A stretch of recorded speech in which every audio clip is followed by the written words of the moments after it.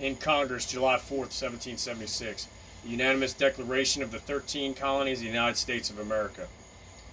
When in the course of human events it becomes necessary for one people to dissolve the political bands which have connected them with another, and to assume among the powers of the earth the separate and equal station to which the laws of nature and of nature's God entitles them, a decent respect to the opinions of mankind requires that they should declare the causes which impel them to separation.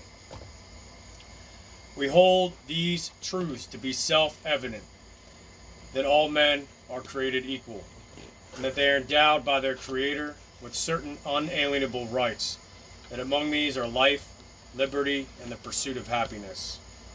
That to secure these rights, governments are instituted among men, deriving their just powers from the consent of the governed. That whenever any form of government becomes destructive to these ends, it is the right of the people to alter or abolish it and institute new government, laying its foundation on the principles and organizing its powers in such form as to them shall seem most likely to effect safety and happiness. Prudence indeed will dictate that governments, long established, shall not be changed for light and transient causes. And accordingly, all experience has shown that mankind are more disposed to suffer, while evils are sufferable. That to right themselves by abolishing the forms to which they are accustomed.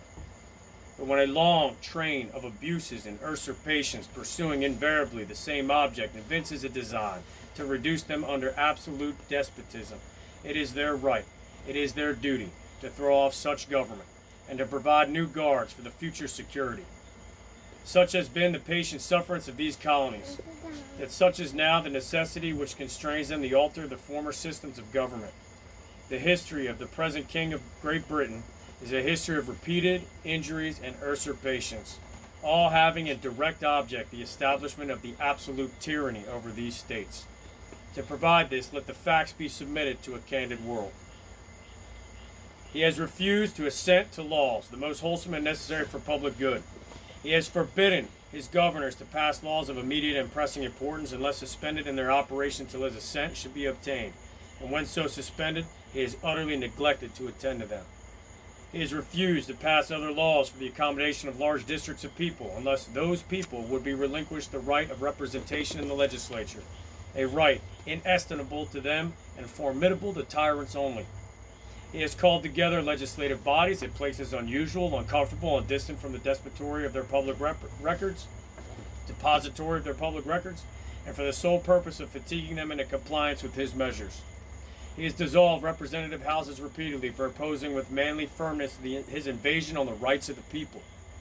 He has refused for a long time, after such dissolutions, to cause others to be elected, whereby legislative powers incapable of annihilation have returned to the people at large for their exercise.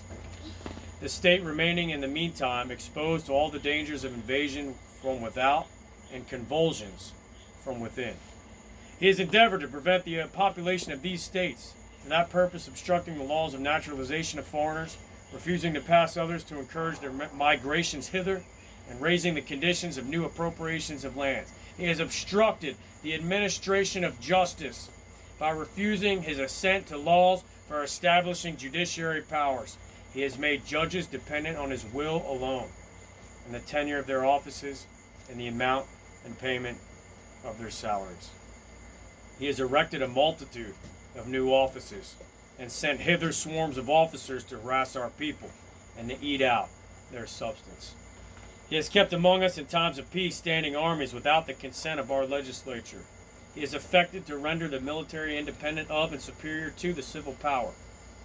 He has combined with others to subject us to jurisdiction foreign to our Constitution and unacknowledged by our laws, giving his assent to their acts of pretended legislation, for quartering large bodies of armored troops among us, for protecting them by mock trial from punishment of murders which they should commit on the inhabitants of these states, for cutting off our trade with all parts of the world, for imposing taxes on us without our consent, for depriving us in many cases of benefits of trial by jury, for transporting us beyond seas to be tried for pretended offenses, for abolishing the free system of English laws in a neighboring province, establishing therein an arbitrary government, and enlarging its boundaries so as to render it once an example of fit instrument for introducing the same absolute rule into these colonies, for taking away our charters, abolishing our most valuable laws, and altering fundamentally the forms of our government.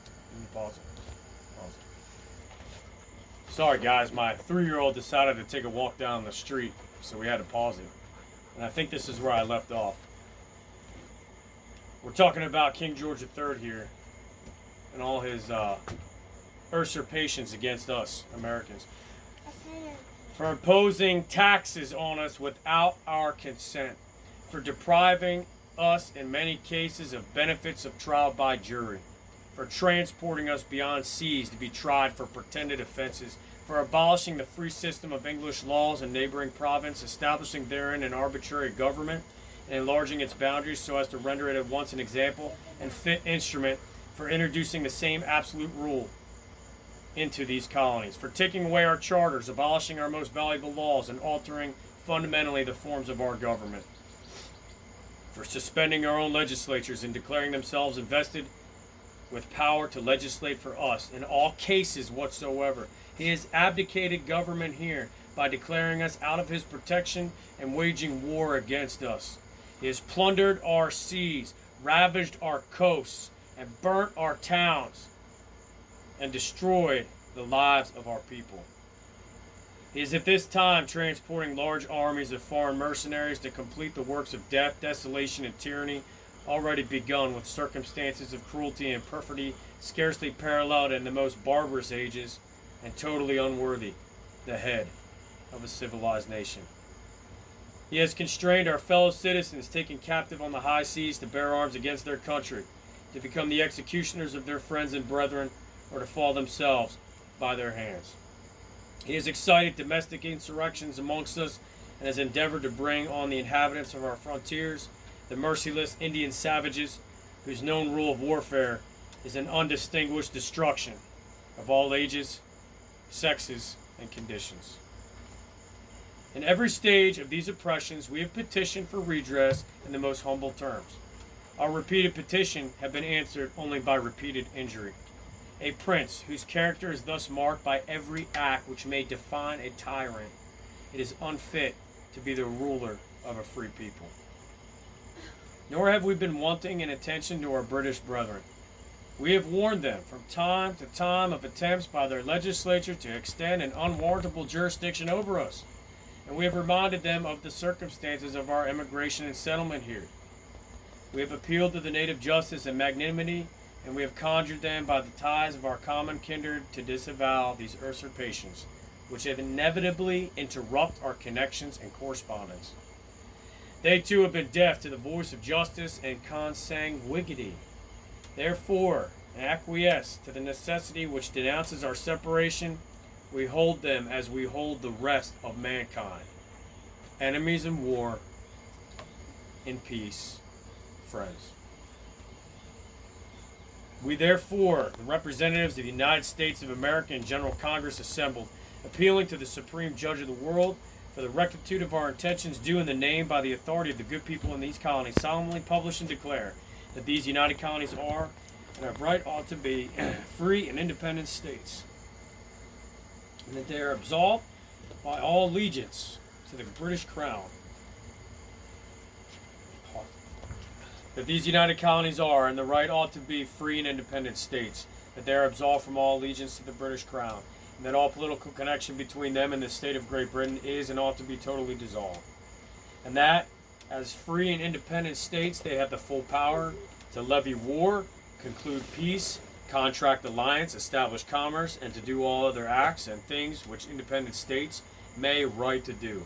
And for the support of this declaration with firm reliance on the protection of divine providence, we mutually pledge to each other our lives, our fortunes.